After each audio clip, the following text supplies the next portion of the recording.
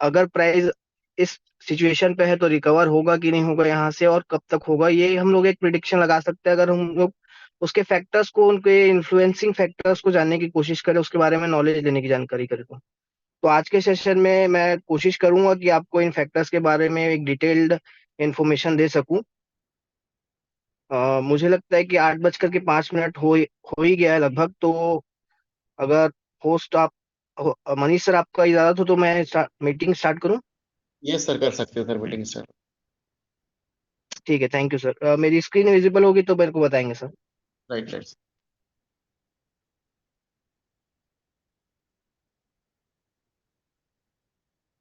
Yes sir, visual है आपके screen।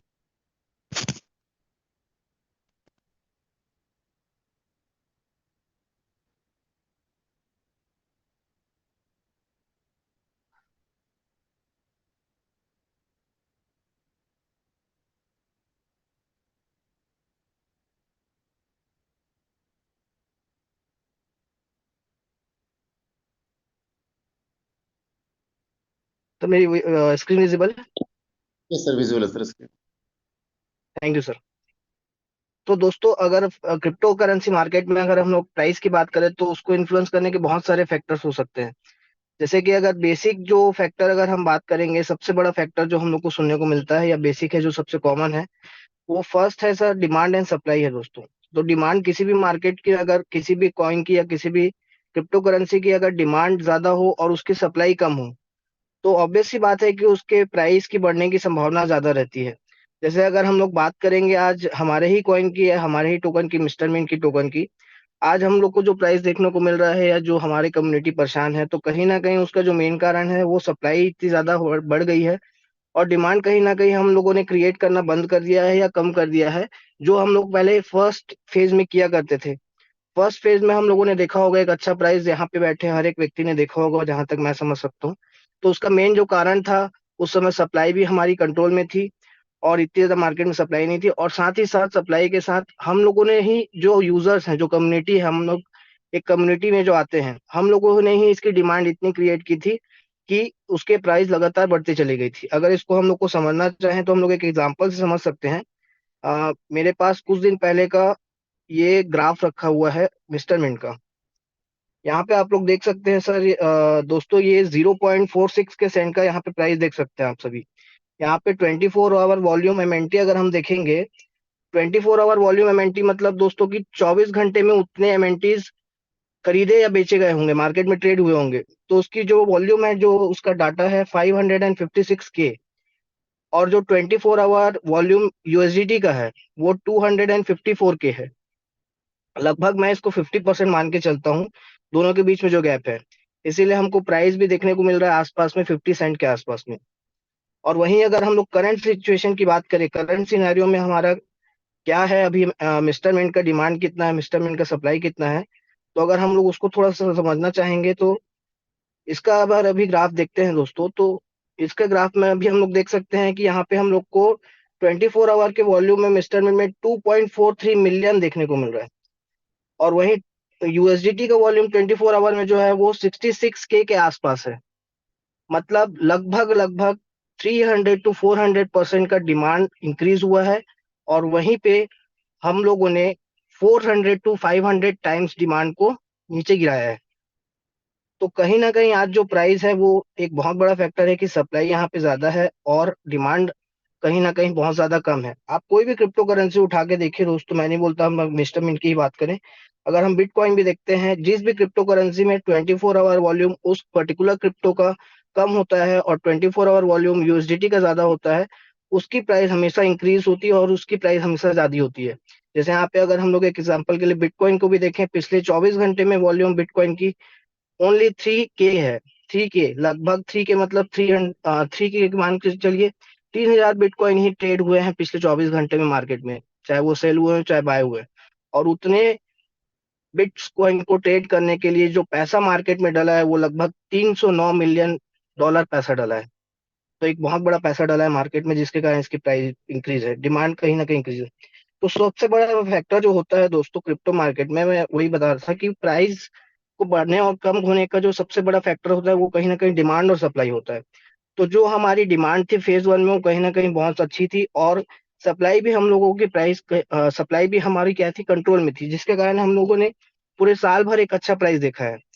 अगर बात करें हम फेज टू जब से लॉन्च हुआ है तो सप्लाई तो उतनी ही आ रही थी फेज टू में भी, लेकिन कहीं ना कहीं लोग ने अपने सेंटिमेंट्स चेंज कर लिए कि अब रिटर्न यहाँ पे स्टेटमेंट में हमको कम मिल रहा है, तो लोगों ने एक डिमांड क्रिएट करना बंद कर दिया, जिसके कारण प्राइस गिरते गिरते आज इस सिचुएशन पे पहुंच गया है। दूसरा अगर मेजर फैक्टर पे बात करें दोस्तों की क्रिप्टो मार्केट में दूसरा मेजर फैक्टर क्या हो सकता है किसी भी क्रिप्टो करेंसी का प्राइस बढ़ने पे, तो वो हमको पता चलता है एडॉप्शन एंड यूज केसेस। जो सबसे बड़ा डिमांड एंड सप्लाई के बाद फैक्टर सामने आता है वो होता है adoption and use cases. Adoption and use cases क्या होता है दोस्तों, किसी भी क्रिप्टो करेंसी का कोई यूज केस होता है, जब तक उसकी कोई डिमांड क्रिएट कैसे होगी, जब तक उसका कोई यूज केस नहीं होगा, जब तक उसको यूज करने के लिए कुछ चीजें नहीं होंगी, तब तक उसका डिमांड क्रिएट नहीं होगा और तब तक लोग उसको अडॉप्ट नहीं करेंगे। जैसे बात करें अगर बिटकॉइन की या बीएनबी की या इथेरियम की, तो इनके पास क्या है, बिटकॉइन के पास सिर्फ और सिर्फ एक ब्लॉकचेन टेक्नोलॉजी थी जिसको लोगों ने समझा, और आज 80% ऑफ द वर्ल्ड उसको अडॉप्ट कर रहा है, जिसके कारण उसकी इतनी डिमांड बढ़ रही है और उसकी प्राइस भी बढ़ रही है। अगर मैं बीएनबी की बात करूं दोस्तों, तो बीएनबी के पास क्या है, सिर्फ और सिर्फ दो यूज केसेस है, पहला है एक्सचेंज और दूसरा है उनके पास ब्लॉकचेन। उन यूज केस के आधार पे उन्होंने अपने प्रोडक्ट को डिमांड क्रिएट किया और लोगों ने उसको अडॉप्ट किया और उसकी प्राइस धीरे धीरे इंक्रीज हो रही है। तो करंटली में अगर हम हमारी मिस्टर मिंट की बात करें तो हमारे पास क्या यूज केसेस है, क्या अडॉप्शन है। अगर अभी करंटली में हम देखें तो हमारे पास एक सिंगल यूज केस है स्टेटमेंट, और दूसरा यूज केस हमारे पास है स्पोर्ट्समेंट, जो भी अभी 50% प्रोग्रेशन के स्टेज पे है। अगर कंप्लीटली बात करें तो सिर्फ और सिर्फ स्टेटमेंट है जिसने पूरे 1 से 1.5 साल तक मार्केट का डिमांड और सप्लाई को मैनेज किया है, और आगे भी करता रहेगा। और इसकी मिस्टर मिंट की वैल्यू बढ़ाने के लिए हम लोगों को और भी यूज केसेस पे काम करने की जरूरत है, जिसपे हमारी सिस्टम लगातार काम कर रही है। थर्ड जो मेजर फैक्टर काम होता है दोस्तों, वो होता है market sentiments and news. Market में ऐसा कोई सेंटीमेंट फैल जाता है या कोई ऐसा न्यूज फैल जाता है जिसके कारण किसी भी क्रिप्टो करेंसी की प्राइस ग्रोथ हो सकती है या डिक्रीज हो सकती है। जैसे हम अपनी ही कम्युनिटी का एग्जांपल लेते हैं, बेस्ट एग्जांपल है, हम लोगों ने ही मार्केट में फैलाया कि 1 जनवरी 2025 से रिटर्न्स कम आने लगेंगे, तो 31 जनवरी तक जिसको जितना सब्सक्रिप्शन लेना है, जितना काम करना है कर लो। तो कहीं ना कहीं हमारी ही गलती थी कि हम लोगों ने मार्केट में ऐसा सेंटीमेंट फैलाया, जिसके कारण लोग सेकेंड फेज को उस तरीके से एक्सेप्ट नहीं कर पाए जिस तरीके से एक्सेप्ट करना था।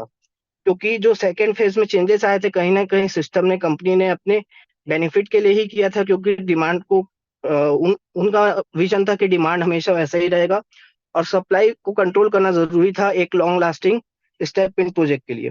लेकिन मार्केट में कहीं ना कहीं हम ही में से कोई यूजर रहे होंगे जो जिन्होंने मार्केट में न्यूज फैलाई की, सेंटीमेंट्स फैलाए कि 1 तारीख से रिटर्न्स कम आएंगे, तो बेस्ट चांस है जो हमको सब्सक्रिप्शन लेना चाहिए वो 1 तारीख से पहले लेना चाहिए। तो कहीं ना कहीं मार्केट ने उसको अडॉप्ट नहीं कर पाया सेकेंड फेज को, जिसके कारण सेंटीमेंट्स थोड़ी से नेगेटिव फैले और धीरे धीरे प्राइस क्या होता गया, डिक्रीज होता गया।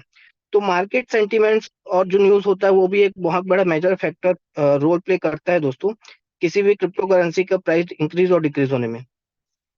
सेकेंड जो मेजर फैक्ट फोर्थ अगर अगली बात करें तो रेगुलेशंस एंड पॉलिसीज। अगर ऐसा कोई पॉलिसी आ जाता है, ऐसा कोई रेगुलेशंस आ जाता है जिसके कारण उस क्रिप्टो करेंसी को सपोर्ट मिलता है मार्केट में या गवर्नमेंट से या पर्टिकुलर कोई इंस्टीट्यूशन से, तो उस क्रिप्टो करेंसी की हाइप क्रिएट होती है और उसका इंक्रीज हमको प्राइस में देखने को मिलता है। जैसे कि अगर फॉर एग्जांपल अगर अभी बात करें तो हमारे इंडिया का जो कॉइन है पॉलीगॉन, उसके साथ कोलैबोरेशन किया है जियो ने। तो कहीं ना कहीं वो एक पॉलिसीज उन्होंने फॉर्म की है और एक कोलैबोरेशन किया है जिसका इम्पैक्ट धीरे धीरे हमको पॉलीगॉन और उसके आने वाले फ्यूचर के प्रोजेक्ट्स में भी देखने को मिल सकते हैं। टेक्नोलॉजी अपग्रेड्स, अगर कोई भी टेक्नोलॉजिकल अपग्रेड्स आता है किसी भी क्रिप्टो करेंसी में, तो वो भी एक उसके लिए पॉजिटिव इम्पैक्ट डाल सकता है। जैसे हम अपनी ही बात करें, हमारा आने वाले 1 से 1.5 महीने के अंदर हमारा ब्लॉकचेन लाइव होने वाला है। तो कहीं ना कहीं हम लोगों को 100% विश्वास है कि हमारा जो टेक्नोलॉजी अपग्रेड होगा, हम ब्लॉकचेन अपने ब्लॉकचेन में माइग्रेट होंगे, टोकन से कॉइन में कन्वर्ट होंगे, तो कहीं ना कहीं हम भी अपने प्राइस को एक अच्छा इंप्रूवमेंट देख पाएंगे। अगले फैक्टर की ओर चलते हैं दोस्तों, तो वो होता है बर्निंग एंड हाल्विंग। बर्निंग या हाल्विंग, किसी भी क्रिप्टो करेंसी अगर कोई हाल्विंग होती है एक पर्टिकुलर टाइम पीरियड में या बर्निंग होती है, तो उसका जो डिमांड क्रिएट होता है वो एक अच्छा डिमांड क्रिएट होता है, क्योंकि हाल्विंग और बर्निंग के कारण कहीं ना कहीं जो सप्लाई प्रेशर रहता है मार्केट में वो कम हो जाता है। बर्निंग क्या होती है, एक पर्टिकुलर अमाउंट के टोकन्स को या कॉइन्स को मार्केट से कम कर देना, सप्लाई से उसको कम कर देना हमेशा के लिए, वो होता है बर्निंग या हार्विंग। तो ये भी एक बहुत बड़ा मेजर फैक्टर रोल प्ले करता है क्रिप्टो करेंसी की प्राइस इंक्रीज या डिक्रीज होने में। और अगले फैक्टर की बात करें दोस्तों तो वो होता है सोशल मीडिया एंड इन्फ्लुएंसर। अगर किसी भी क्रिप्टो करेंसी की सोशल मीडिया में इन्फ्लुएंसर्स प्रमोट कर रहे हैं, सोशल मीडिया में उसके अच्छे एड्स आ रहे हैं, तो हम लोग जनरली देखते हैं कि उसकी प्राइस कहीं ना कहीं इंक्रीज हो सकती है। इसमें इन्फ्लुएंसर्स भी मेजर रोल प्ले करते हैं। आज जैसे क्रिप्टो मार्केट में बहुत सारे इन्फ्लुएंसर्स हैं, जैसे इंडिया में बात करें तो क्रिप्टो वाला है, क्रिप्टो अमन है। अगर ये किसी भी कॉइन्स की मार्केटिंग कर देते हैं, प्रमोशन कर देते हैं, तो हमको देखने को मिलता है कि particular certain period of time तक उस क्रिप्टो करेंसी की प्राइस इंक्रीज रहती है।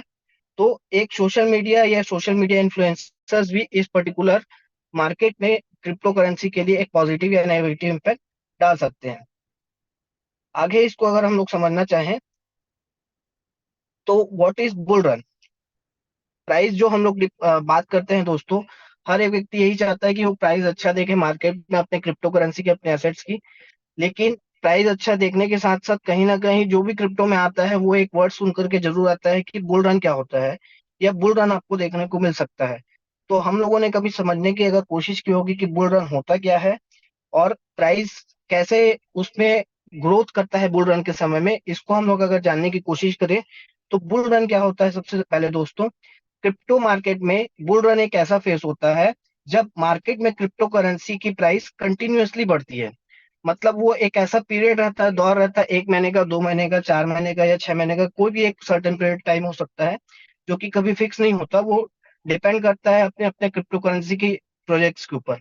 तो वो एक ऐसा फेज होता है, सर्टेन फेज, जिसमें उसकी प्राइस लगातार ग्रो होती है, कंटिन्यूअसली ग्रो होती है, क्योंकि उस समय मार्केट में डिमांड हाई होती है। इसीलिए मार्केट में पॉजिटिव सेंटीमेंट्स भी स्प्रेड होते हैं, पॉजिटिव सेंटीमेंट लोगों के बीच में फैलते हैं, और इसी कारण से उसकी एक अच्छी डिमांड क्रिएट होती है और एक अच्छा उसका प्राइस देखने को मिलता है। और यही वो समय होता है दोस्तों कि इन्वेस्टर्स यहाँ पे ज्यादा इन्वेस्ट करते हैं। ऑब्वियस सी बात है, अगर किसी भी क्रिप्टो करेंसी की प्राइस बढ़ते रहती है तो इन्वेस्टर्स वहां पे ज्यादा इन्वेस्ट करना उस टाइम पे चालू करते हैं। बुल रन आने का समय क्या हो सकता है या बुल रन आता कब है, अगर उसके बारे में समझे दोस्तों, तो bull run often follow long consolidation और bear phases where prices are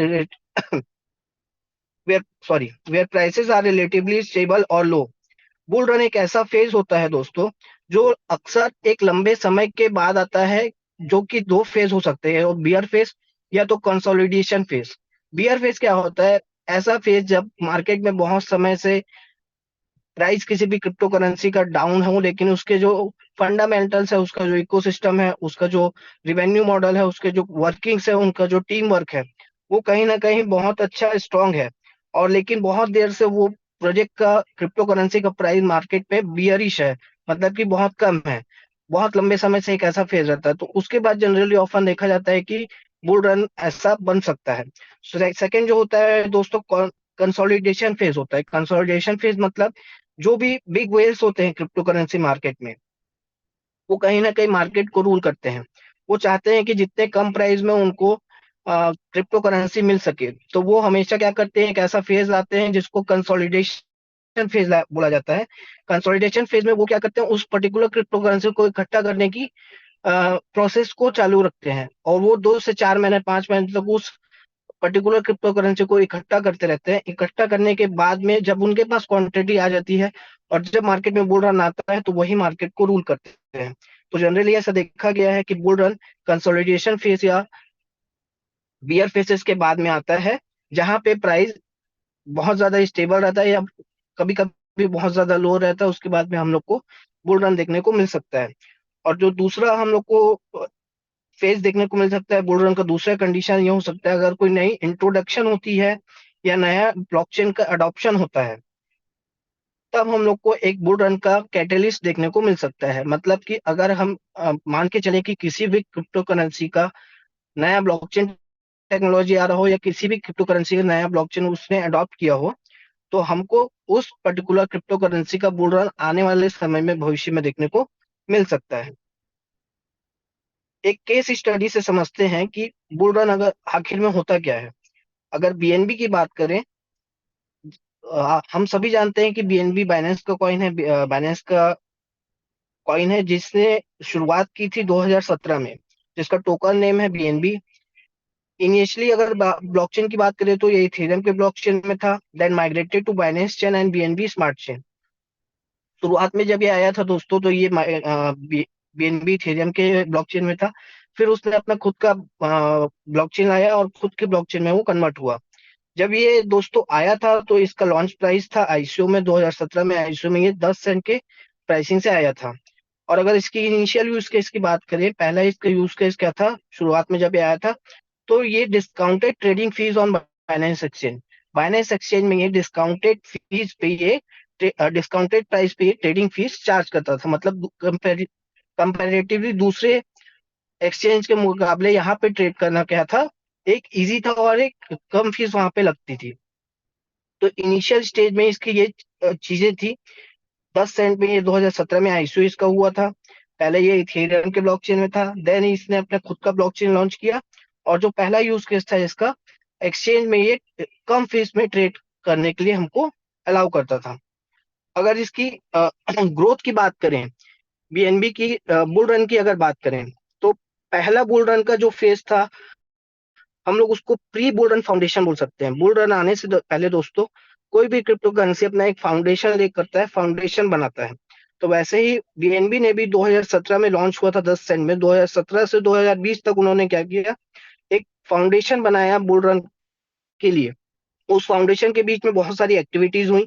जैसे कि 2017 में आईसीओ हुआ था, तो आईसीओ में इन्होंने $15 मिलियन के लगभग का फंड रेस किया, जो कि लगभग होता है 1.5 करोड़ रुपए, सॉरी 135 करोड़ रुपए। बीएनबी यूज टू पे for trading fees at a discount.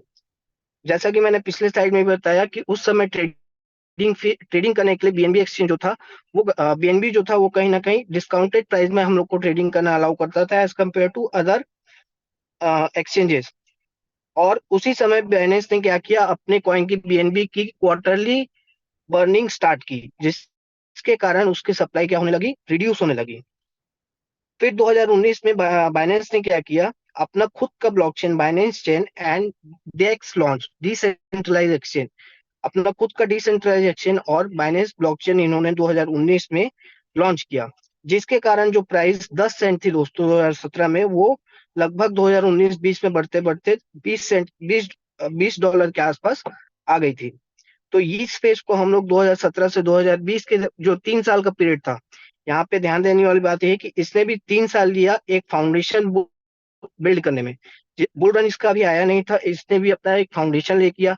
पहले इन्होंने अपना ट्रेडिंग प्लेटफॉर्म यूजर्स को दिया, उसके बाद में इन्होंने अपने यूज केसेस लॉन्च किए, चाहे वो ब्लॉकचेन हो चाहे डिसेंट्रलाइज एक्सचेंज हो, जिसके कारण इनके प्राइस भी ग्रोथ हुई। लेकिन अब ये बुल रन के लिए तैयार था, क्योंकि ये इसका फाउंडेशन का पीरियड था 3 साल का। सेकेंड फेज में बात करें तो इनका जो फर्स्ट मेजर बुल रन आया था वो 2020 से लेकर के 2021 के बीच में आया था। जैसे अगर जनवरी 2021 में बात करें तो जो बीएनबी की प्राइस थी वो लगभग $30 के आसपास थी जनवरी 2021 में। और वही अगले 5 से 6 महीने में मई 2021 तक $690 को भी पार करके आया था। तो जनरली हम लोग देखें यहाँ पे कितना परसेंट अगर ग्रोथ हुआ, $30 से एक क्रिप्टो करेंसी $690 तक गया था। तो ये होता है दोस्तों बुल रन, जिसमें कंटिन्यूअसली 4 से 5 महीना 6 महीना की जो फेजेस रहते हैं उसमें प्राइस ग्रो होता है। अब ये बुल रन आने का कारण क्या था, तो उसको देखते हैं की फैक्टर्स क्या थे। तो बाइनेंस स्मार्ट चेन ने सितंबर 2020 में अपना खुद का ब्लॉकचेन लॉन्च किया, अपना खुद का डिसेंट्रलाइज एक्सचेंज लॉन्च किया, जिसमें पैनकेक स्वैप में और अदर एक्सचेंज में भी ट्रेडिंग पॉसिबल थी। और और अगला जो मेजर फैक्टर था दोस्तों वो था, इथेरियम के मुकाबले बीएनबी जो था वो गैस फीस लो चार्ज करता था। और इन सब के कारण बीएनबी की क्या हुई, यूटिलिटी बढ़ी और उसकी डिमांड बढ़ी, और जिसके कारण यूटिलिटी और डिमांड बढ़ने के कारण उसके प्राइस में एक अच्छा खासा हमको ग्रोथ देखने को मिला। अगर हम लोग आगे बात करें दोस्तों, फेज 3 की बात करें बीएनबी में, तो फेज 3 जो था वो करेक्शन एंड कंसोलिडेशन का फेज था। करेक्शन एंड कंसोलिडेशन, बीएनबी ने एक बुल रन देखा, बुल रन देखने के बाद ऐसा नहीं है कि बुल रन क्या होता है, हमेशा बुल रन ही नहीं होता, बुल रन के बाद हो सकता है मार्केट में कुछ और ऐसे सेंटिमेंट्स आ गया जिसके कारण हमको मार्केट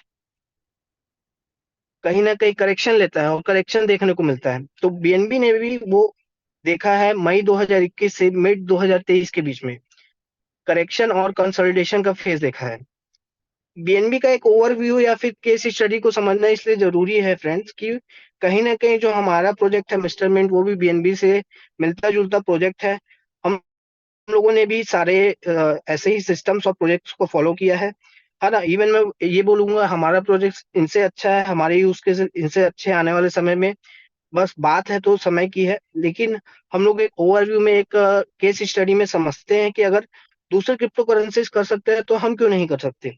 शायद हमको अगर दूसरे क्रिप्टो करेंसी की केस स्टडी को समझे या उसके हिस्ट्री को पढ़ें तो शायद हमारे मन में आज जो डाउट्स हैं, जो हमारे मन में आज डर है, वो कहीं ना कहीं थोड़ा बहुत कम तो हो सकता है या जा सकता है। तो जो फेज 3 था करेक्शन एंड कंसोलिडेशन का मई 2021 से लेकर के मिड 2023 तक में, वो क्यों आया? जैसा कि हम लोग को पता है कि बीच में बाइनेंस के साथ बहुत सारे रेगुलेटरी इश्यूज हुए, बहुत सारी स्क्रूटनी हुई, बहुत सारे सेंटिमेंट्स बदले लोगों के कि रेगुलेशंस क्या होगा। अलग अलग देश ने अलग अलग अपने रूल्स निकाले। इंडिया ने भी बीच में बाइनेंस को क्या किया, बैन किया, है ना, जिसके कारण एक रेगुलेटरी स्क्रूटनी देखने को मिली हम लोगों को क्रिप्टो मार्केट में, जिसके कारण कहीं ना कहीं बीएनबी का प्राइस फॉल हुआ। और उसके बाद अगर हम लोग देखें तो जो प्राइस $600+ में थी वो कहीं ना कहीं आके बीएनबी 200 से $300 के बीच में मई 2021 से 2023 के बीच में ट्रेड करने को लगा। फिर आता है बीएनबी का दोस्तों फेज 4। फेज 4 में हम लोग बात करते हैं रेजिलियंस एंड रीबिल्डिंग की। उसने रेजिलियंस किया और रीबिल्डिंग की लेट 2023 टू अर्ली 2024, 2023 से लेकर के 2024 तक उसने अपना रीबिल्ड फेज की स्टार्ट किया। फिर से वो मार्केट में ग्रो करने के लिए तैयार था। इसके लिए उन्होंने अलग अलग चीजें लाई, जैसे अगर स्टार्टिंग में देखें बाइनेंस नेविगेटेड लीगल इश्यूज, जितने भी लीगल इश्यूज थे अलग अलग कंट्रीज में, जितने भी बाइनेंस को लीगल दिक्कतें आ रही थी, सबसे पहले उस पर उन्होंने काम करना चालू किया। जितने पेंडिंग टैक्सेस थे उसको लोगों ने पटाया, है ना, नए नए यूज केसेस लाए। और इसके साथ जो लीगल इश्यूज के कारण दिक्कत था उसको हटाने में कहीं ना कहीं बाइनेंस कामयाब हुआ, चाहे वो इंडिया में हो और अदर कंट्रीज में हो। जिसके कारण क्या हुआ, बीएनबी का एक ग्रोथ देखने को हमको स्टार्ट हुआ और BNB remain the top 5 coin bye market cap.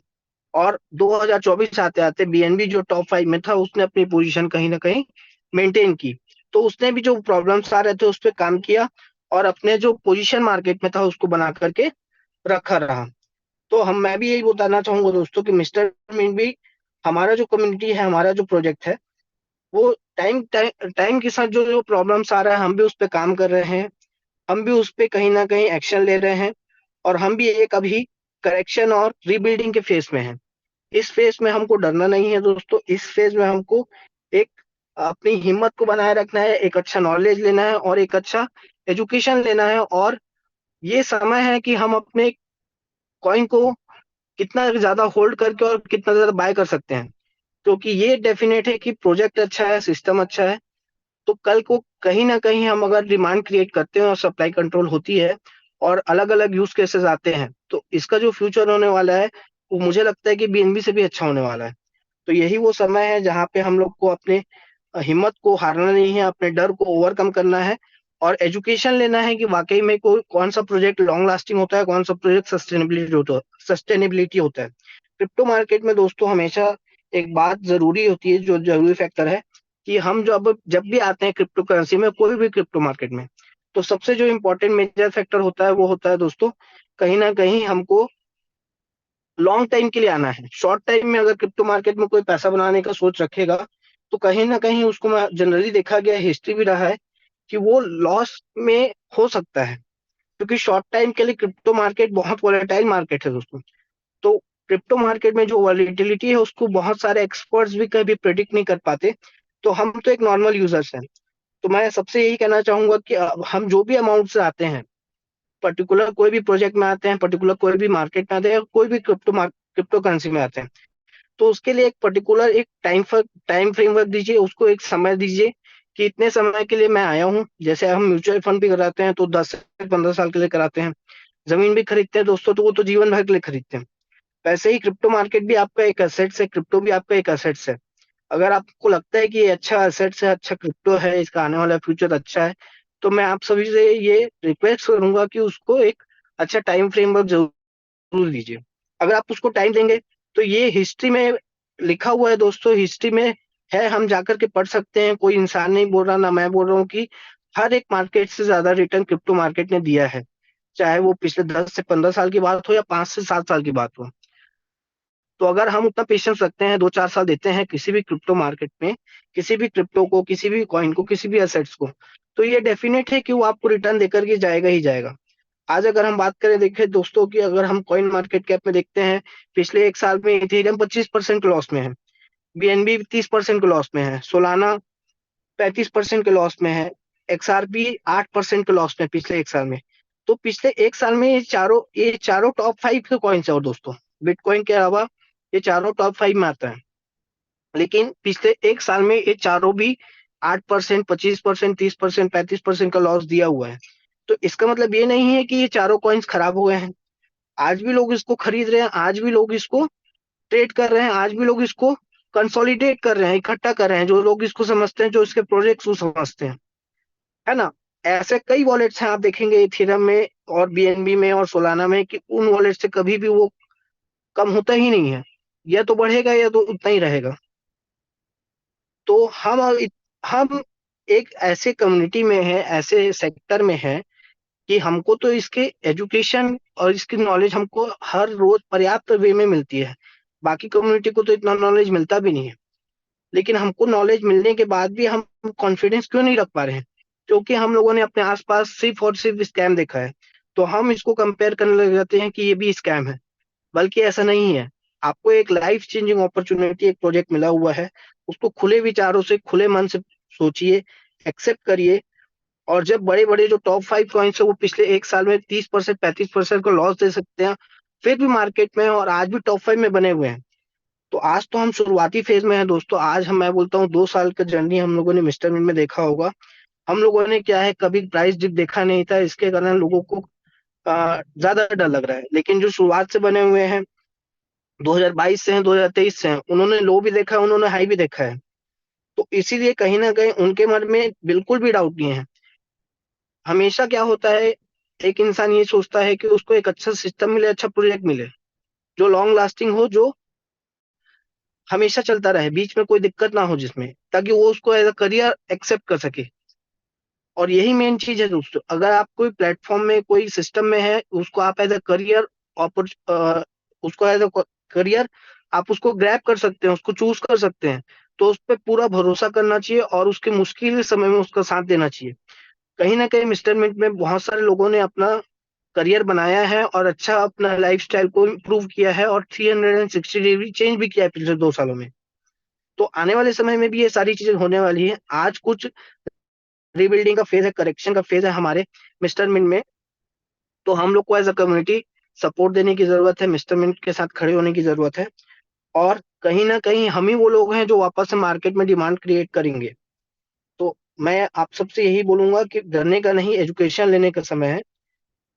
एक लास्ट स्लाइड में अगर हम लोग देखते हैं कंक्लूजन में, तो यूटिलिटी ड्राइव्स वैल्यू। बीएनबी ने इतना जो ग्रोथ देखा, फिर वापस से करेक्शन देखा, वापस से रीबिल्डिंग फेज देखा, ये सारी चीजें हुई क्यों? तो उसको अगर कुछ फैक्टर्स की अगर हम बात करें, तो यूटिलिटी उसकी जो थी, वो एक बहुत बड़ी यूटिलिटी उसने क्या की थी, क्रिएट की थी, जिसके कारण बीएनबी क्या हुआ, रियल वर्ल्ड में सक्सीड हुआ अपनी यूटिलिटी क्रिएट करने में। और उसी के कारण बाइनेंस के जो प्रोडक्ट थे उसकी डिमांड इंक्रीज हुई और उसकी वैल्यू बढ़ते गई। तो रियल वर्ल्ड यूटिलिटी होनी चाहिए दोस्तों किसी भी क्रिप्टो करेंसी की। आज हमारे मिस्टर मिंट में जो स्टेप मिंट हमारा यूज केस है, उसकी भी रियल वर्ल्ड यूटिलिटी है। आज वर्ल्ड में 50% से ज्यादा लोग जो है ओबेसिटी से ग्रस्त हैं, ओबेसिटी से कहीं ना कहीं परेशान है, हेल्थ को लेकर के परेशान है। कोई जिम जा रहा है, कोई डाइटिशियन हायर कर रहा है, कोई डॉक्टर के पास जा रहा है। तो हमारा जो स्टेपमेंट ऐप है वो भी तो एक फिटनेस ऐप ही है। आने वाले समय में हमको उसमें कोई भी ऐसा एमएलएम टाइप की चीजें देखने को मिलेंगी नहीं। उसमें आप अपने डॉक्टर से कंसल्ट कर सकते हैं, आप अपना हेल्थ प्रोफाइल उसमें क्रिएट कर पाएंगे, अपना बीएमआई रिपोर्ट उसमें देख पाएंगे, अपना फिजिकल हेल्थ उसमें आप मॉनिटर कर पाएंगे। अगर आपको वहाँ पे कोई कंसल्टेंट चाहिए, डॉक्टर चाहिए, या फिर कोई जिम कंसल्टेंट चाहिए, तो आप वहाँ पे वो सारी चीजें आप उस पे देख पाएंगे और कर पाएंगे। आने वाले समय के साथ एआई आपको बताएगा कि आपको इतने दूर और चलने की जरूरत है स्टेपमेंट के साथ। तो सिर्फ और सिर्फ स्टेपमेंट एक एमएलएम ऐप नहीं है दोस्तों कि उसमें इतना लगाना है, इतना टीम वर्क करना है और इतना उसमें से निकल के आएगा। वो भी एक रियल वर्ल्ड यूज केस है, रियल वर्ल्ड यूटिलिटी प्रोजेक्ट है। उसने एक सॉल्यूशन को लेकर के आया है मार्केट में कि जो भी 10,000 स्टेप्स चलता है तो वो अपने हेल्थ को इम्प्रूव कर सकता है। सिमिलरली आज गेमिंग के वर्ल्ड में अगर हम बात करें तो गेमिंग में इतना पैसा लगता है, स्पोर्ट में हमारा जो है वो भी एक रियल वर्ल्ड यूटिलिटी प्रोजेक्ट है। बस अभी प्रोग्रेशन के फेज में है। अभी वो एफआईयू रजिस्ट्रेशन के लिए गया हुआ है। एफआईयू रजिस्ट्रेशन जो होता है वो गवर्नमेंट का काम है दोस्तों, तो गवर्नमेंट के काम में कभी ना कभी समय लगता है, हमको सबको पता है। और एफआईयू रजिस्ट्रेशन ऐसा होता है कि आप उसको जनरली ऐसा नहीं है कि आप ऑफिस में जाकर के अप्लाई कर दिए और 2 दिन में वो हो गया। ये सारे काम जो होते हैं दोस्तों वो ईमेल के थ्रू होते हैं। तो हम लोगों ने यहाँ से ईमेल भेजा है एफआईयू को, एफआईयू उसको 4 दिन में देख रहा है, 5 दिन में देख रहा है, महीनों में देख रहा है, वो उनके ऊपर है। क्योंकि उनके पास ऐसे 10 केस और भी पेंडिंग रहते हैं, तो इन सब में टाइम लगता है। तो आज गेमिंग के वर्ल्ड में इतना पैसा लग रहा है, लेकिन जो पैसा लग रहा है वो क्या यूजर्स को मिल पा रहा है? एट द एंड नहीं मिल पा रहा है, तब भी लोग खेल रहे हैं। तो उसी का सॉल्यूशन स्पोर्ट्समिंट लेकर के आया है, ब्लॉकचेन 3.0 पे बना हुआ है। तो वो भी एक रियल वर्ल्ड यूटिलिटी प्रोडक्ट है। तो जब बीएनबी के पास तो 2 ही प्रोडक्ट है, हमारे पास तो स्टेपमिंट है, स्पोर्ट्समिंट है। आने वाले समय में हमारे पास एआई एजेंट आने वाला है, जिसके बारे में अभी हम लोग को अगले महीने जो आरटीपीओ होना है उसके उसमें नॉलेज मिलेगा। उसके बाद लर्न टू अर्न कॉन्सेप्ट है, यूनिवर्सल वॉलेट है, ब्लॉकचेन आ ही रहा है। तो हमारे पास इतने यूटिलिटी प्रोजेक्ट्स हैं। अगर किसी दूसरे प्रोजेक्ट के पास 2 से 3 प्रोजेक्ट हो, हमारे पास आने वाले समय में 5 से 6 प्रोजेक्ट हैं। तो हमारा फ्यूचर क्या होगा मैं नहीं बोलता, आप खुद एक बार खुले विचारों से उसको ऑब्जर्व करिए और उस पर सोचिए। आज हम दोषारोपण कर रहे हैं, आज हम लोगों के ऊपर उंगली उठा रहे हैं, लेकिन कल को डेट में अगर ये सारी चीजें होती हैं और मार्केट रिकवर करता है, अच्छा होता है, तो क्या हम जिसके साथ आज मिसबिहेव कर रहे हैं उनसे आंखें मिला पाएंगे? ये क्वेश्चन अपने आप से पूछने की जरूरत है। तो थोड़ा पेशेंस रखने की जरूरत है और एजुकेशन दिन टाइम टू टाइम लेते रहिए। जो कॉल्स होते हैं, मॉर्निंग कॉल्स, अपॉर्चुनिटी कॉल्स, उसमें जुड़े रहिए। ऑटोमेटिक आपके अंदर जो नेगेटिविटी वो धीरे धीरे कम होती रहेगी। क्योंकि वो सर बोलते हैं ना, मिलते रहेंगे तो जिंदा रहेंगे, वो एक्चुअल में बात है। सेकेंड है इकोसिस्टम मैटर्स। एक थ्राइविंग इकोसिस्टम था बीएनबी के पास में। जैसे कि डिसेंट्रलाइज्ड एक्सचेंज बनाया, एनएफटी बनाया, डेफी बनाया उन्होंने, जिसके कारण बीएनबी की जो रेलिवेंस थी वो बूस्ट हुई। कहीं ना कहीं बीएनबी की जो मार्केट में स्टेबिलिटी थी वो कहीं ना कहीं इंक्रीज होती गई। सिमिलरली अगर मैं मिस्टर मिंट की बात करूं, आज हमारा इकोसिस्टम जो है दोस्तों क्रिप्टो करेंसी मार्केट में इंडिया में, मुझे नहीं लगता इंडिया में और कोई दूसरा क्रिप्टो करेंसी होगा जो ऐसा इकोसिस्टम पे काम कर रहा होगा। कौन सा ऐसा क्रिप्टो करेंसी है इंडिया में जो फाउंडर्स जिसमें या मैनेजमेंट टीम सामने आकर के बात करती है, ऐसे करेक्शन फेजेस में भी वो सामने आते हैं, काम करने के लिए रेडी हैं, क्वेश्चंस करने के लिए, आंसर करने के लिए रेडी हैं? कौन सा ऐसा इकोसिस्टम होगा या कौन सा क्रिप्टो होगा इंडिया में जो सोशल मीडिया में इतना एक्टिव होगा आज के डेट में? कौन सा ऐसा इकोसिस्टम होगा जिसने मार्केट में लोगों को इतना अच्छा रिटर्न दिया होगा 1 साल तक? 1 साल तक तो 2024 में सभी ने पैसा बनाया है ना स्टेटमेंट से। ऐसा कोई यूजर नहीं होगा जिसने ये बनाया होगा। नवंबर दिसंबर में जो लगाया होगा, उसके अलावा जितने भी यूजर्स थे सभी ने एक अच्छा खासा हैंडसम अमाउंट बनाया है। तो वही बात है कि हमारा इकोसिस्टम अगर हम समझेंगे तो हमारा इकोसिस्टम जो है वो बाकी इकोसिस्टम के मुकाबले बहुत ज्यादा स्ट्रॉन्ग इकोसिस्टम पे काम कर रही है हमारी जो मैनेजमेंट टीम है। आज जो एआई एजेंट आने वाला है, जो ब्लॉकचेन आने वाला है, वो हमारे इकोसिस्टम को कहीं ना कहीं अ, और कम नहीं करेगा, और ज्यादा मजबूती करेगा हमारे इकोसिस्टम। आज सिर्फ और सिर्फ हम लोग टोटली डिपेंडेंट थे स्टेटमेंट पे और थोड़ा बहुत स्पोर्ट्समैन में बीच में। लेकिन आने वाले समय में जो प्रोजेक्ट्स आएंगे तो उससे हमारा जो इकोसिस्टम होगा वो तो कहीं ना कहीं ज्यादा हमारा स्ट्रांग ही होगा ना। तो हमारा इकोसिस्टम भी, मैं बोलता हूँ कि बीएनबी से ज्यादा अच्छा इकोसिस्टम हम बना के रख रहे हैं। Deflationary model, third point, deflationary model. Token burn created long term supply pressure. कोई भी अगर टोकन जो होता है मार्केट में, अगर दोस्तों अगर उसकी हार्विंग होती है या फिर उसकी बर्निंग होती है तो वो एक डिफ्लेशनरी मॉडल होता है। जैसे एक बीएनबी है, सिमिलरली हमारा कॉइन भी एक डिफ्लेशनरी टोकन है। तो उससे फायदा ये होता है लॉन्ग टर्म में कि वो सप्लाई प्रेशर को क्या करता है, कम करता है और सप्लाई को कंट्रोल करके रखता है। लास्ट और जो मेन चीज है वो है speed and scalability. Binance offered a fast cheap alternative to Ethereum, attracting developers and users. Binance जो था वो इथेरियम के मुकाबले फास्ट था, चीप था, सस्ता था, और इथेरियम का एक ऑप्शन लेकर के आया था जिसके कारण उसने कम्युनिटी को, पर्सन्स को, पीपल्स को अट्रैक्ट किया अपने तरफ, और नए नए यूजर्स उसके साथ ऑनबोर्ड हुए, जुड़े। तो मैं तो बोलता हूँ ये कुछ भी नहीं था दोस्तों, हमारा जो ब्लॉकचेन आ रहा है वो इससे भी ज्यादा फास्ट रहेगा, इससे भी ज्यादा चीप रहेगा, और इससे भी ज्यादा बेस्ट रहेगा, क्योंकि वो ब्लॉकचेन एज अ सर्विस आ रहा है। तो मैं यही बोलना चाहूंगा दोस्तों कि थोड़ा सा पेशेंस और बना करके रखिए, और एजुकेशन लेते रहिए। ब्लॉकचेन जब आएगा हमारा, तो इससे अच्छा ब्लॉकचेन हमारा ब्लॉकचेन रहेगा, जो कि इससे ज्यादा फास्ट रहेगा, इससे ज्यादा चीप रहेगा, और कहीं ना कहीं वो हर एक छोटे से छोटे ऑफिस में भी अपने आप को कवर कर पाएगा, क्योंकि वो एक ऐसा सर्विस प्रोवाइडर रहेगा। अभी तक ऐसा कोई ब्लॉकचेन नहीं है जो एज अ सर्विस आया हो। तो हम एक नए युग की तरफ जरूर मूव करेंगे। आज करेक्शन का पीरियड है, तो हमको अपना पेशेंस रखने की जरूरत है। तो पेशेंस बनाने की जरूरत है, तो मैं यही बोलूंगा कि पेशेंस बना करके रखिए, अपने इमोशंस को कंट्रोल करिए, अपने फियर को कंट्रोल करिए, है ना। और आने वाला समय हमारा ही होगा दोस्तों, आने वाले समय में हम अच्छा जरूर ग्रो करेंगे, ये मुझे पूरा विश्वास है। और इसी के साथ आज का सेशन यहीं तक था। Thank you. अगर किसी को कोई डाउट हो या किसी को कोई फीडबैक देना हो तो जरूर दे सकते हैं। लास्ट में मैं बोलना चाहूंगा, 2 लाइन से मैं एंड करना चाहूंगा कि मुश्किलें जरूर आई हैं लेकिन हम ठहरे नहीं हैं। मंजिल से जरा कह दो कि अभी हम भटके नहीं हैं। और इस कॉल में जितनी भी अच्छी बातें थी दोस्तों, वो सिस्टम और मेरे अपलाइन के द्वारा दी हुई थी, और अगर कुछ गलती हुई होगी तो वो मेरी पर्सनल थी। तो इसी के साथ मैं आप सभी का थैंक यू बोलता हूँ कि आप लोगों ने पेशेंसफुली मेरे को सुना। किसी को अगर कोई डाउट होगा मनीष सर, या कोई किसी को कुछ कहना होगा या फीडबैक देना होगा, तो वो जरूर दे सकते हैं।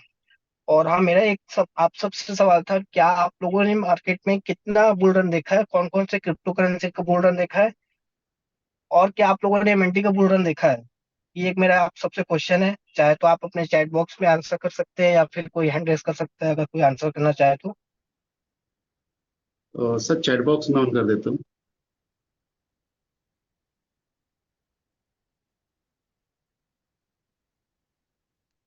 सर चैट बॉक्स ऑन हो चुका है। यस। तो उसमें आप चाहें तो रिप्लाई कर सकते हैं।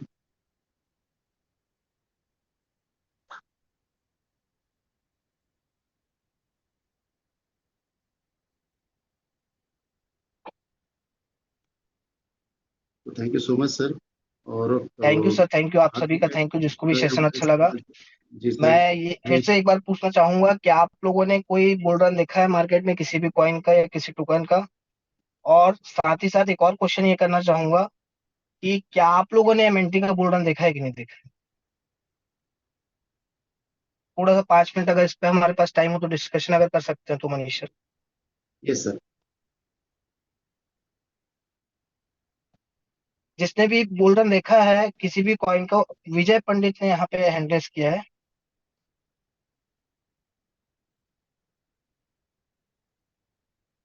एक विजय मिनट पंडित सर। को सर अनम्यूट राइट। कर देंगे। विजय जी आप अनम्यूट कर सकते हैं अपने आप को। हाँ, गुड मॉर्निंग सर। मेरे को गुड जस्ट मॉर्निंग। एक क्वेश्चन था। मैं काफ़ी दिनों से मैं थोड़ा देख भी रहा था ये, और पिछले 3-4 दिनों से मैं ट्रेनिंग जो है मतलब मॉर्निंग सेशन अपना अटेंड भी कर रहा हूँ। एक्चुअली सर मुझे जस्ट एक क्वेरी थी कि हमारा जो स्टेटमेंट का जो मेजरमेंट का पर्टिकुलर वॉल्यूम जो है, ये मुश्किल से करीब पर डे ट्रेडिंग जो होता है, शायद मुझे लगता है 1 करोड़ से ज्यादा का नहीं होता है। तो यस यस, जब बोलिए। मेरा हाँ हाँ, जस्ट बोलिए सर, बोलिए। जब 1 करोड़ का ही ट्रेडिंग हो रहा है और हमारा टोटल वॉल्यूम कितना है सर, मिस्टर का सर टोटल आप कॉइन? एमएनटी को बोल रहे हैं कि यूएसडीटी को बोल रहे हैं? नहीं नहीं, मैं एमएनटी का ही पूछ रहा हूँ। हम्म। टोटल वॉल्यूम कितना है सर हमारा, ट्रेडिंग वॉल्यूम? टोटल सप्लाई तो सर 100 CR की सप्लाई थी, जिसमें से अभी 65 to 66 CR वो अभी आनी बाकी है। और बाकी जो है वो मार्केट में सर्कुलेशन सप्लाई में लगभग 25 से 30 करोड़ के बीच में, 25 से 30 करोड़ के बीच में सर्कुलेशन सप्लाई हुई सर आज की डेट में। सर जैसे ट्रेडिंग वॉल्यूम तो 1 करोड़ का है, तो मेरा जस्ट यही पूछना था कि टोटल वॉल्यूम और ट्रेडिंग वॉल्यूम में एक बहुत बड़ा डिफरेंस है, फिर भी हमारा इतने पिछले 6 महीने से रेट क्यों गिर रहा है? वो मैं अभी तक तो, मतलब मुझे थोड़ा वो समझ में नहीं आ पा रहा है कि ऐसा क्यों हो रहा है। सर एक्चुअल में जैसा कि मैं आपको दिखाया भी था, अगर आपने देखा होगा कि कहीं ना कहीं मान के चलिए कि जो हमारा सप्लाई था वो पिछले 1 साल में हमारा 400 to 500 टाइम्स ग्रो किया सप्लाई हमारा।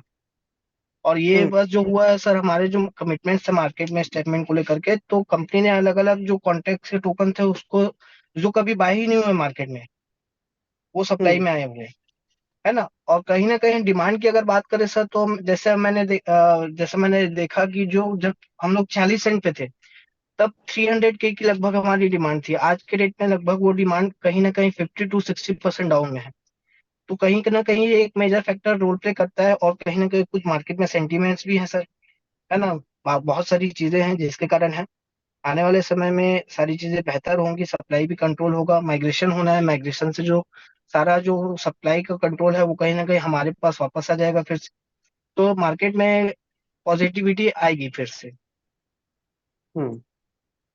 वही सर थोड़ा डाउट था मुझे, मतलब क्योंकि वॉल्यूम तो इतना ज्यादा नहीं है, मतलब अगर समझ में आता है जब दस पंद्रह डिमांड होगा, जब डिमांड क्रिएट होगा, जब बाय बैक होने लगेंगे चीजें, तो अपने आप वॉल्यूम भी इंक्रीज होगा सर। हाँ जैसे नहीं मैं। मार्केट कैप बात करें तो मार्केट कैप भी आज कहीं ना कहीं हमारा डाउनफॉल में ही है ना। तो उसका भी रीजन कहीं ना कहीं, हमारा मार्केट कैप का डाउनफॉल का भी रीजन वही है कि लोग अभी बाय ही नहीं कर रहे हैं, अभी डिमांड ही क्रिएट नहीं है। तो जब हम्म। बाय बैक करेंगे, जब प्राइस इंक्रीज होगी, तो मार्केट कैप भी इंक्रीज होगा और अपने आप वॉल्यूम भी इंक्रीज होगा। हम्म। क्योंकि सर मैं जब से देख रहा हूँ, मैं दिसंबर जनवरी से देख रहा था, तब से जनवरी से मुझे लगता है, तब से मैंने देखा कि 40-50 रुपीज से वो जस्ट मतलब डाउनफॉल में ही चल रहा है। और लोवेस्ट जो है जहां तक मुझे दिखा नेट पे, वो 30 रुपीज मिनिमम प्राइस मुझे दिखा है। तो मतलब 30 रुपए वाली चीज अगर 3 रुपए में तो कोई भी आदमी बेचेगा नहीं। फिर भी विजय अब सर, जी। बीच में इंटरप्ट कर रहा हूँ, सॉरी। आपके अपलाइन कौन है? सर खाड़े जी हैं। कहाँ से? सर बगोड़ा जी की टीम में हूँ मैं, मतलब अच्छा। उनके। आप कहाँ से हैं, इंदौर से हैं क्या? हाँ उज्जैन से हूँ सर मैं। अच्छा, उज्जैन से हैं। आपका पैकेज कितने का है ये वाला? सर मेरा 10,000 वाला है। अच्छा, कितना समय हो गया मिस्टर मिल के साथ आपको?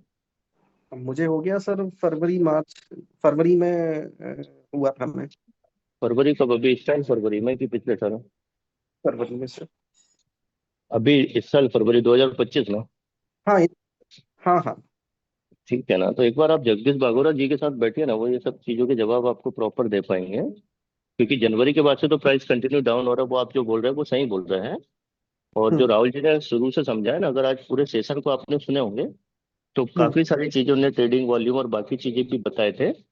तो हम्म। अगर आप इंदौर से पास में ही है तो एक बार बागोरा जी से इस विषय पे चर्चा करिए, क्योंकि मीटिंग क्या लंबी हो जाएगी इस टाइप की अगर बातें अपन सब करते रहे तो। और भी लोगों के कुछ क्वेश्चन है, अपन उनको भी कवर करते हैं पहले से। Sure sure sir. Thank you sir.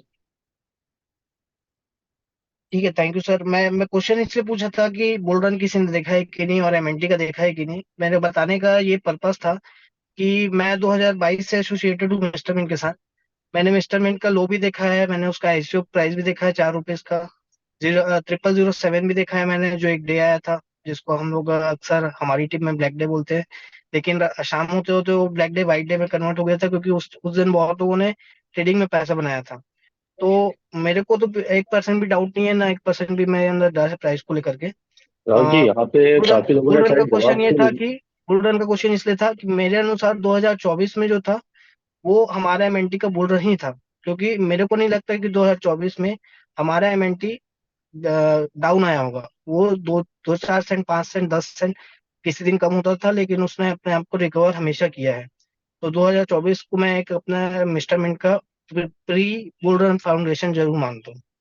इसलिए मेरा वो पर्पस था क्वेश्चन करने का। हाँ राजेश सर, सॉरी मैं आपको इंटरप्ट। नहीं कोई बात नहीं, ये जो बुलरन की बात आप करें ना, यहाँ पे आशीष जी ने भी बहुत अच्छा पैसा बनाया था जो अपने साथ है अभी। यहाँ पे योगेश सर हैं, हरनाम जी हैं, बहुत सारे अपने लीडर हैं जिन्होंने उस स्पेस में बहुत अच्छा पैसा बनाया था। जो आपने बोले 0.0007 था, उस समय हम लोग भी थे इस सिस्टम के साथ, तो हम लोगों ने जी भी जी ये सर, बुलरन आप लोग देखा तो हुआ है मास्टर हैं। ऑलरेडी। बिल्कुल नहीं, मास्टर की बात नहीं, एक्चुअल में जो आप पूछना चाह रहे थे वो सारी चीजें हैं कि हम लोगों ने ये सब चीजें देखे हैं, है ना। तो हम लोगों को पूरा बिलीव है और इसीलिए अपन इस सिस्टम को कंटिन्यू सुबह हो या शाम को ऑपरेट कर रहे हैं और देख रहे हैं कि उतार चढ़ाव चलता है। और जो अभी विजय जी का क्वेश्चन था, तो वो एक्चुअल में फरवरी में आया, इसलिए उनको ऐसा लग रहा होगा कि कंटिन्यू डाउनफॉल आ रहा है। लेकिन हम लोगों ने तो उसको डाउन से ऊपर जाते भी देखे और ऊपर से नीचे आते भी देखे, और जिस तरीके से चीजें बन रही है, जो आज आपने बीएनबी के बारे में बताया, तो उम्मीद है जिस तरीके से अपना प्रोजेक्ट हो सकता है हम लोग बीबीएनबी से भी आगे निकल जाएं, डेफिनेटली सर, डेफिनेटली। है ना। बाकी आज का जो सेशन था आपका बहुत अच्छा सेशन था, और इस तरीके के सेशन की हम लोगों को जरूरत भी है कि मतलब प्रॉपर चीजों को अगर कंपेयर करके बताया जाए या एक्सप्लेन किया जाए, तो जितने भी यूजर है जो पैनिक सिचुएशन में है, एटलीस्ट उनका एक डर खत्म होता है। तो बिल्कुल सर, मैं बहुत कोशिश बहुत करते रहूंगा टाइम टू टाइम ऐसे सेशन नहीं नहीं देने की। नहीं, बहुत बढ़िया सेशन था सर आपको, और धन्यवाद देना चाहूंगा आपको और आपकी ये पूरी कम्युनिटी को, जिन्होंने पूरे पेशेंस पूरे सिस्टम को और पूरे एजुकेशन कॉल को आज सुना। और इसी तरीके से अगर वो डेली इस सिस्टम के साथ कनेक्ट रहेंगे, तो जो मन में डर है वो डर दूर हो जाएगा। तो मैं होस्ट से रिक्वेस्ट करूंगा कि चाहे तो इस सेशन को यहीं पे एंड कर सकते सर हैं।